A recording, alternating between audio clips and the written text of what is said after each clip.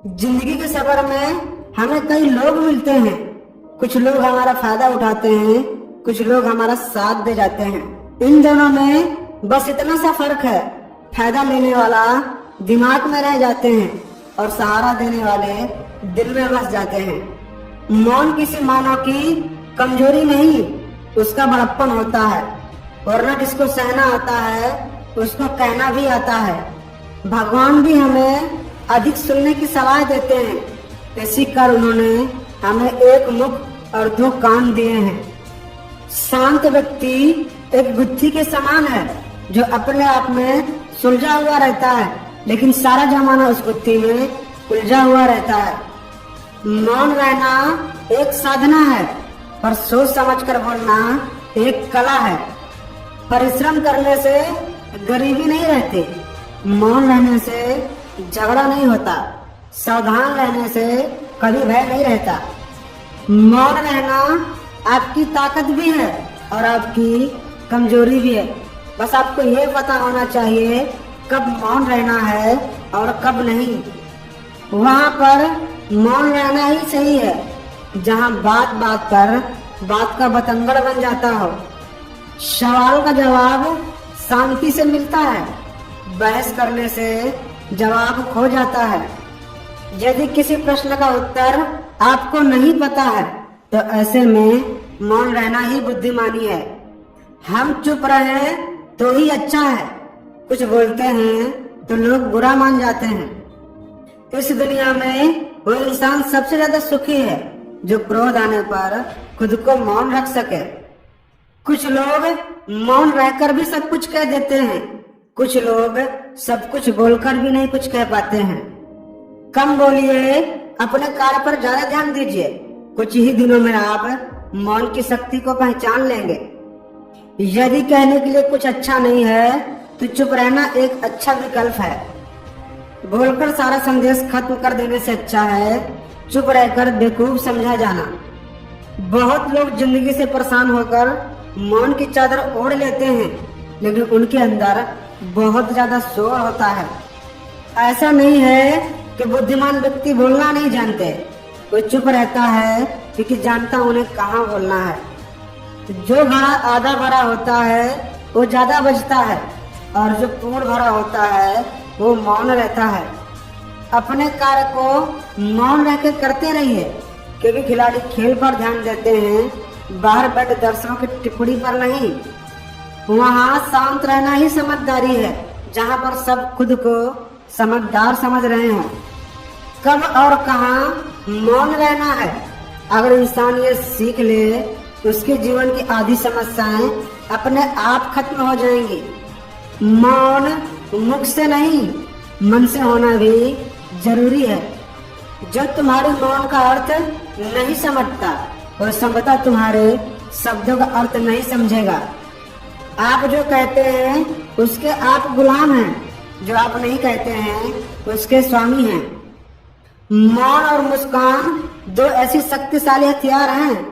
मुस्कान से कई तरह की समस्याओं का हल किया जा सकता है और मौन रहकर कई समस्याओं को दूर रखा जा सकता है। मौन सबसे अच्छा उत्तर है किसी ऐसे व्यक्ति के लिए जो आपके शब्दों का महत्व नहीं देते हैं। जिन्हें आपको गलत ही समझना है वो लोग आपके मौन का भी गलत अर्थ निकाल ही लेंगे। ज्यादा बोलना कमजोरी है, परंतु निडर होकर सत्य बोलना एक दिव्य शक्ति है। मौन रहने से संकल्प शक्ति का विकास होता है। अच्छे व्यवहार का कोई अधिक मूल्य भले ही ना हो, लेकिन अच्छा व्यवहार करोड़ों दिल को खरीदने की शक्ति रखता है। जो इंसान जितना मौन रहता है वो अपनी इज्जत को उतना ही महफूज रखता है। खुश रहने का मतलब ये नहीं है कि सब कुछ ठीक है, इसका मतलब है अपने आपने दुखों से उठकर जीना सीख लिया है। बोलने से तो सब समझ जाएंगे, जो मेरी खामोशी को समझे मुझे उसकी तलाश है। एक हद तक दर्द सहने के बाद इंसान खामोश हो जाता है, फिर ना वो किसी से शिकायत करता है और न ही किसी से कोई उम्मीद रखता है। वहाँ मौन रहिए। कभी कभी मौन रहना बोलने से कहीं ज्यादा अच्छा होता है। मौन क्रोध का दमन करने में व्यक्ति की जितनी सहायता करता है उतना कोई नहीं सहायता करता। वृक्ष कभी इस बात पर दुखी नहीं होता है कि उसने कितने फूल खो दिए। मौन की भी गूंज है, मौन की भी पूछ है। मौन को गौर सुनो, उसको भी तुम्हारी प्रतिभा ऊंच है। क्लेश पर विजय पाने के लिए मौन से बढ़कर कोई हथियार नहीं है। किसी के मौन रहने का अर्थ ये नहीं है कि वो व्यक्ति कायर और कमजोर है। उसका अर्थ ये है कि वो अपनी शक्ति पर नियंत्रण रखता है। विपत्ति में मौन रहना सबसे उत्तम है। जब बुरा समय चल रहा हो तो मौन रहना ही सबसे अच्छा रहता है, क्योंकि जब अच्छा समय आता है तो काम बनते देर नहीं लगती। इसलिए सही समय का इंतजार जरूर करना। चुप रहने से अगर रिश्ते सुधरते हैं तो चुप रहना ही बेहतर है। एक बार सुनकर हर बार बोलने से बेहतर है हम काफी बार सुनकर बस एक बार बोले। कुछ पाने के लिए कुछ खोना पड़ता है। बेहतर जिंदगी के लिए कांटे भरे रास्तों से भी गुजरना पड़ता है। ताकत बहुत है मौन रहने में। जरूरी नहीं हर बात समझी जाए सिर्फ कहने से।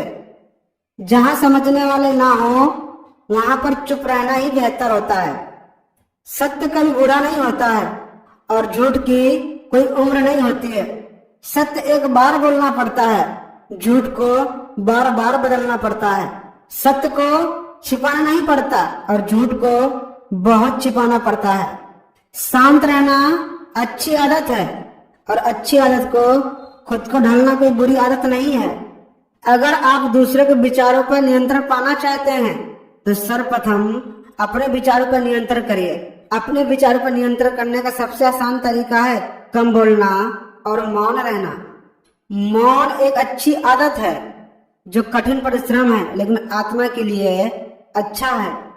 जहाँ नदी गहरी होती है वहाँ जल प्रवाह अत्यंत शांत और गंभीर होता है। गीता के उपदेश जीवन में धर्म, कर्म और प्रेम का पाठ पढ़ाती है। श्रीमद् भगवत गीता का ज्ञान मानव के जीवन में बहुत उपयोगी माना गया है। आइए जानते हैं श्रीमद् भगवत गीता के 10 ऐसे उपदेश जो हर इंसान को पता होने चाहिए। श्री कृष्ण कहते हैं जो लोग स्पष्ट और सीधी बात करते हैं उनकी वाणी भले ही कठोर हो लेकिन वह लोग कभी किसी के साथ छल नहीं करते। सोच अपनी अच्छी रखेंगे तो लोग अपने आप अच्छे लगने लगेंगे। नियत अच्छी रखोगे तो काम अपने आप ठीक होने लगेंगे। जीवन में ये 3 मंत्र हमेशा याद रखना चाहिए। आनंद में कभी किसी को वचन न दे, क्रोध में उत्तर नहीं देना चाहिए और दुख में कोई निर्णय नहीं लेना चाहिए। क्रोध करना बुरा स्वभाव है लेकिन जहाँ जरूरत हो वहाँ इसे दिखाना ही चाहिए, वरना गलत करने वालों को कभी इस बात का एहसास नहीं होगा कि वह कुछ गलत कर रहा है। ऐसी स्थिति में वो आपके साथ हमेशा वैसा ही व्यवहार करेगा। भाग्य हमारे अतीत के कर्मों का फल है। उसी तरीके हम जो आज कर्म कर रहे हैं वो हमारे आने वाले कल को निर्धारित करेगा। समय के साथ साथ इंसान खुद को बदलने का गुण होना चाहिए, नहीं तो व्यक्ति दुनिया से पीछे रह जाएगा। कभी अपने काम से निराश ना हो, उसकी निंदा ना करें, उसे ध्यान और मेहनत के साथ करते रहें। सूरज दिन में चमकता है तो चांद का समय भी आता है। इंसान को दोस्त और दुश्मनों का परख होनी चाहिए। दोस्त सफलता पाने में मदद करता है तो दुश्मन इसमें रुकावट पैदा करता है। घर में वर्तमान स्थिति को देखकर ही फैसला करना चाहिए। ये आपकी सफलता की संभावनाओं को बढ़ा देता है। समय की बर्बादी असफलताओं का सामना करने के बराबर है। समय खराब करने की जगह इसमें कुछ ना कुछ सीखते रहना चाहिए। दोस्त के बाद सबसे जरूरी धन होता है जो व्यक्ति की सबसे ज्यादा काम आता है। इसलिए धन को सही कार्यों में खर्चा करना चाहिए। कार्य में मन लगाने के लिए जरूरी है कि आप अपने लक्ष्य को निर्धारित करें। आप तय कर लें आपको क्या करना है, इस बात का ध्यान रखकर ही कार्य करें। अपने जीवन में कभी निराश मत होना। कमजोर तेरा वक्त है, तू नहीं। जो हुआ वो अच्छा हुआ, जो हो रहा है वो अच्छा हो रहा है, जो होगा वो भी अच्छा होगा। खाली हाथ आए हो, खाली हाथ चले जाओगे। जो आज तुम्हारा है वह कल किसी और का होगा, परसों किसी और का होगा। तुम इसे अपना समझकर मगन हो रहे हो, यही प्रसन्नता तुम्हारे दुखों का कारण है। गुस्से पर इंसान को काबू रखना चाहिए, क्योंकि क्रोध से व्यक्ति का विनाश हो जाता है। श्री कृष्ण कहते हैं, व्यक्ति अपने कर्मों को कभी नहीं छोड़ सकता और न ही कभी इससे बच सकता है। जो लोग अपने मन को काबू में नहीं रख पाते, ऐसे लोगों का मन इधर उधर भटकता रहता है और उनके लिए वे शत्रु के समान काम करता है। मनुष्य को पहले खुद का आकलन करना चाहिए और खुद की क्षमता को जानना चाहिए। जब तक मनुष्य खुद के बारे में नहीं जानेगा, तब तक उसका कोई उद्धार नहीं हो सकता है।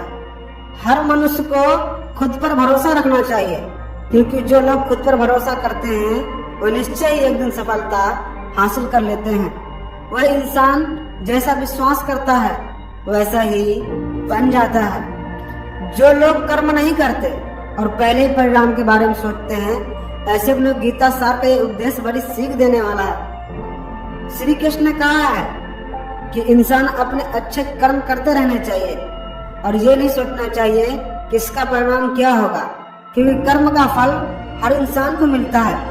इसलिए इंसान को इस तरह की चिंता को अपने मन में जगह नहीं देनी चाहिए। मनुष्य के सुख और दुख मन में एक जैसी स्थिति नहीं रहती है।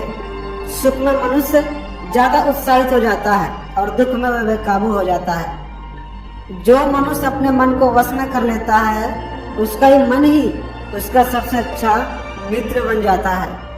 लेकिन जो मनुष्य अपने मन को वश में नहीं कर पाता है, उसके लिए वह मन उसका सबसे बड़ा दुश्मन बन जाता है। जो लोग पूरे विश्वास के साथ अपने लक्ष्य को पाने का प्रयास करते हैं, वो निश्चय ही अपने लक्ष्य को पा लेते हैं। लेकिन मनुष्य को अपने लक्ष्य को हासिल करने के लिए लगातार चिंतित रहना चाहिए। लोगों को तनाव से दूर ही रहना चाहिए, क्योंकि तनाव इंसान को सफल होने से रोकता है। अपने काम को पहले प्राथमिकता दें और अपने पहले काम को पूरा करने की कोशिश करें, तभी दूसरा काम करें। क्योंकि जो लोग पहले अपने काम नहीं करते हैं, दूसरे काम करते हैं, वो लोग अक्सर परेशान रहते हैं। सब एक ही भगवान की विभूतियां हैं। जो लोग भगवान को अलग अलग रूप में पूजा करते हैं, उनकी अलग अलग शक्तियों पर भरोसा रखते हैं।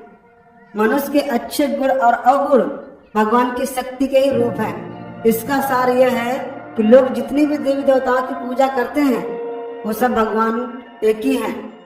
जो लोग भगवान को सच्चे मन से ध्यान लगाते हैं, वो पूर्ण सिद्ध योग माने जाते हैं। अपने काम को मन लगाकर करें और अपने काम में खुशी खोजें। जो लोग अपने काम को मन लगाकर करते हैं, अपने काम में खुशी ढूंढ लेते हैं, वो लोग निश्चित ही सफलता प्राप्त कर लेते हैं। कई लोग ऐसे भी होते हैं जो किसी काम को बोझ समझकर उस काम को सिर्फ निपटाने की कोशिश करते हैं। ऐसे लोग किसी काम को ढंग से नहीं कर पाते हैं और अपने जीवन में पीछे रह जाते हैं। जीवन में संतुलन बनाए रखें, यह बहुत जरूरी है। जब तक मनुष्य के जीवन में संतुलन नहीं रहेगा, वो सुख से अपने जीवन व्यतीत नहीं कर सकेगा। अर्थात मनुष्य को जरूरत से ज्यादा कोई भी चीज करने से बचना चाहिए और अपनी जिंदगी में संतुलन बनाकर रखना चाहिए।